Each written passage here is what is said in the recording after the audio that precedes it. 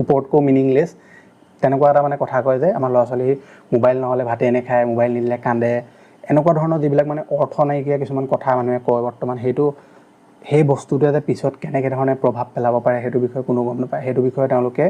মানে ভাবিব তেওঁলোকে পৰাই নে এতিয়ালৈকে যে সেই বস্তুটো কিমান বেয়া হ'ব পাৰে এটা সময়ত। আগত আপোনালোকে চাবচোন, লক্ষ্য কৰিব, আগত আমি যেতিয়া বিয়া এখনলৈ যাওঁ বা ধৰি লওক কিবা ফাংচন চাবলৈ যাওঁ বা ধৰি লওক যিকোনো এটা ধৰি লওক মানে কিবা প্ৰগ্ৰেম এটালৈ যাওঁ বা ধৰি লওক যেতিয়া মানুহ অলপ গেডাৰিং হয়, তেতিয়া আমি দেখিবলৈ পাওঁ যে সৰু ল'ৰা ছোৱালীবিলাকৰ উৎপাতত থাকিব নোৱাৰে। এই চকী পেলাইছে, এই বেঞ্চ পেলাইছে, এই ক'ত আমুকত উঠি দিছে, এই কাপোৰ টানি দিছে, এই কিবা কিবি মানে ধৰি লওক একদম থাকিবই নোৱাৰি। কিন্তু আজিকালি আপুনি চাবচোন একো নাই, ল'ৰা ছোৱালী আহিব, বিয়ালৈ আহিব, এখন হাতত ধৰি লওক মোবাইল থাকিব, মাকৰ মোবাইলটো বিশেষকৈ মাকসকলে মোবাইলবিলাক দি দিয়ে, মোবাইলটো হাতত থাকিব আৰু ধৰি লওক মাকে বেলেগৰ লগত কথা পাতি থাকিব, আৰু বাপেকে যদি লৈ যায় বাপেকে মোবাইলটো দি দিব, বাপেকে বেলেগৰ লগত কথা পাতি থাকিব, পিতেকে মোবাইলত গেম খেলি থাকিব, ফ্ৰী ফায়াৰ, এইটো এটা যথেষ্ট মানে